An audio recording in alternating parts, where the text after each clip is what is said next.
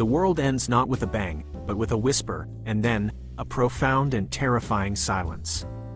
This is the reality of Francis Lawrence's 2007 cinematic adaptation of I Am Legend. It opens not on chaos, but on an eerie, sun-drenched tomb.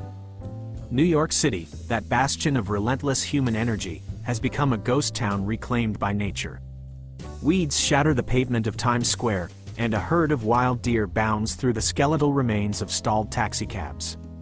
Into this urban wilderness drives Dr. Robert Neville, portrayed by Will Smith in what stands as one of the most compelling and agonizing performances of his career. He is not merely surviving, he is existing in a purgatory of his own making, seemingly the last man on Earth. I Am Legend is, at its core, a meditation on profound, crushing isolation. It is a character study wrapped in the skin of a post-apocalyptic thriller.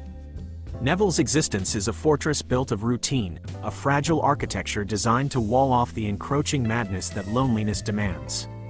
By day, the sun is his god and his guardian. Under its harsh, unfiltered light, he is the apex predator, the master of this new world. He scavenges for supplies in apartments that have become time capsules of the dead. He broadcasts a message of hope on all AM frequencies, a daily prayer sent into the void. I am a survivor living in New York City. I am broadcasting on all AM frequencies. If you are out there, if anyone is out there, I can provide food, I can provide shelter, I can provide security. If there's anybody out there, anybody, please, you are not alone. The tragic irony, of course, is that he is the one who is alone. His only companions are mannequins, frozen effigies of the humanity he lost. He has named them. He talks to Fred at the video store, anxiously navigating social cues that no longer exist, practicing a humanity that is atrophying. He greets Ethel and Jed. This is not simple eccentricity. It is a desperate psychological survival mechanism. These plastic figures are the audience for his sanity. They are the mirror in which he tries to see his own humanity reflected, terrified that if he stops speaking to them, the man he was will evaporate, leaving only the animal. His only living, breathing connection is Sam, his German shepherd. Sam is not a pet, she is his anchor. She is the warm, living proof that he is not the sole occupant of his reality. She is his guard, his hunting partner, and his confidant. The bond between man and dog is the film's singular, beating heart. She is the last remnant of his past, a living link to the family he lost, and the barrier between him and the abyss. This abyss has a name, the Darkseekers. They are the reason he seals himself in his Washington Square Park brownstone every night before sunset, the steel shutters slamming down like the lid of a coffin. The film's setup is brilliant in its simplicity. Neville owns the day, but the night belongs to them. These creatures are not the shambling zombies of Romero's lore. They are a different breed of monster, the horrifying result of the Crippen virus, a genetically re-engineered measles virus that was supposed to be the cure for cancer. Instead, it became the scythe that harvested humanity. The Darkseekers are fast, primal, and terrifyingly strong. But their most defining trait is their vampiric aversion to ultraviolet light, which burns their skin like acid. They are a corrupted, nocturnal mirror of humanity. They retain vestiges of intelligence, forming a primitive, tribal society in the shadows. They are led by an alpha male, a creature who displays cunning, rage, and a frightening capacity for planning. Neville's relationship with them is not just one of hunter and hunted, it is a symbiotic torment. They are the new dominant species, and he is the insurgent, the daylight ghost haunting their world. Neville's torment is twofold. He is not just surviving, he is atoning. Flashbacks, like sudden, painful shards of glass, reveal the source of his trauma and his mission. We see the end of the world through his eyes, the chaotic, desperate evacuation of Manhattan 3 years prior. He, a brilliant military virologist, was central to the fight against the Crippen virus.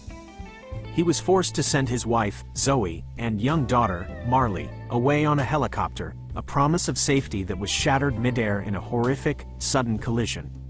His last tangible connection to the old world was incinerated before his eyes. His survival is a curse. He stays in New York, at ground zero of the apocalypse, not just because it's his home, but because it is his penance. His basement is not just a shelter, it is a laboratory. He is still fighting the war, capturing infected subjects, tirelessly, obsessively searching for a cure.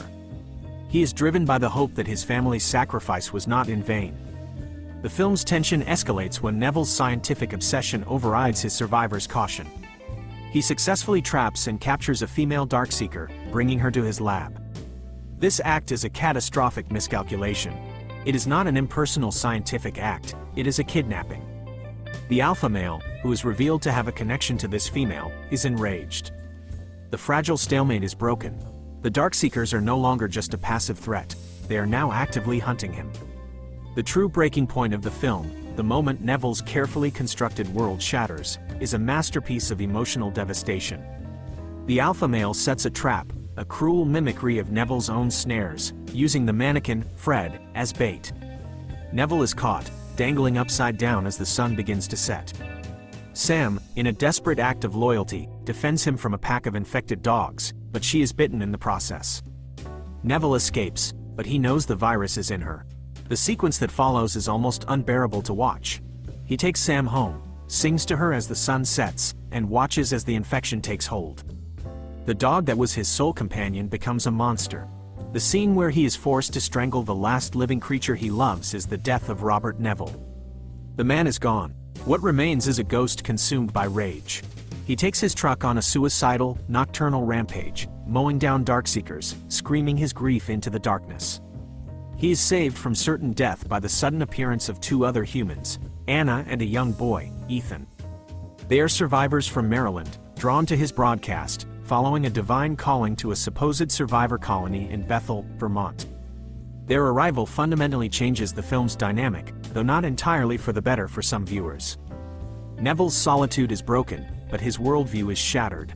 He is a man of empirical science. Anna is a woman of profound faith. She believes God saved them, that there is a plan. Neville, staring at the ruin of his life's work, screams back, "God didn't do this. We did." He shows her his wall of failures, the hundreds of failed treatments. There is no plan, there is only the virus. This clash of ideologies comes to a head in the film's theatrical climax. The Darkseekers, led by the furious alpha male, launch an all-out assault on Neville's fortified home. They breach the lab just as Neville, using a sample from the female Darkseeker he captured, has a eureka moment. The creature's body is finally responding to a new serum. Her vital signs are normalizing. He has found the cure. As the alpha male smashes against the glass partition separating them, Neville sees his end. He draws a vial of the cured blood and gives it to Anna, shoving her and Ethan into a secure coal chute. "I think this is why you're here," he tells her. As they escape, Robert Neville pulls the pin on a grenade, holding the alpha male and the attacking horde at bay. He becomes a martyr. His final act is one of sacrifice. The film concludes with Anna and Ethan arriving at Bethel, a picturesque, walled town of survivors. She hands over the cure, and in a voiceover, explains that Neville's sacrifice saved humanity. He became, as the title promised, a legend. However, this is not the only story. There is another ending, the director's cut, which is not merely a different version but a profound, philosophical reinterpretation that fundamentally alters the meaning of the entire film and aligns it more closely with the bleak, brilliant novel by Richard Matheson. In this alternate climax, the siege on the lab still happens. The alpha male still smashes against the glass. But his motive is different. He is not there for simple revenge, he is there for her. He spreads his arms and makes a shape on the glass, a butterfly. Neville is confused, until he sees a butterfly tattoo on the shoulder of the female Darkseeker lying on his table. In this moment, Neville has a horrifying epiphany. The creatures are not mindless. They have attachments. They have love. The alpha male is not a monster. He is a husband trying to rescue his mate. Neville, in his obsessive quest for a cure, has been capturing, experimenting on, and killing a sentient species. He has been abducting them from their homes. He has become their boogeyman, their monster, the creature that hunts them in the daylight. A weeping Neville unhooks the female, opens the door, and returns her to the alpha. The Darkseekers, their family restored, do not attack. They simply stare at him, a creature of myth who has tormented them. They leave. The next morning, a broken Robert Neville, his life's work and his entire identity shattered, abandons his home. He, Anna, and Ethan drive away from New York, heading north to Bethel, but there is no triumphant delivery of a cure. There is only uncertainty. The legend is not Robert Neville, the savior of humanity. The legend, in this version, is the boogeyman, Neville, the man, who was a terror to the new dominant species of the Earth. He is the last of his kind, a figure of dark folklore for the Darkseekers, who will tell stories of the man who stalked the day and stole their people. This duality defines I Am Legend. It is a film that presents a visceral, thrilling spectacle while smuggling in profound questions about humanity, faith, and the very definition of monster.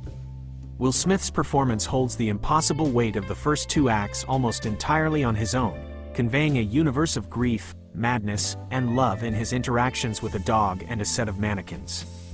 While the theatrical cut provides a more conventional, heroic, and hopeful conclusion, the alternate ending remains a haunting what if that elevates the story from a tale of survival to a tragedy of perception. It forces the audience to ask, when you are the only one left of your kind, are you still human?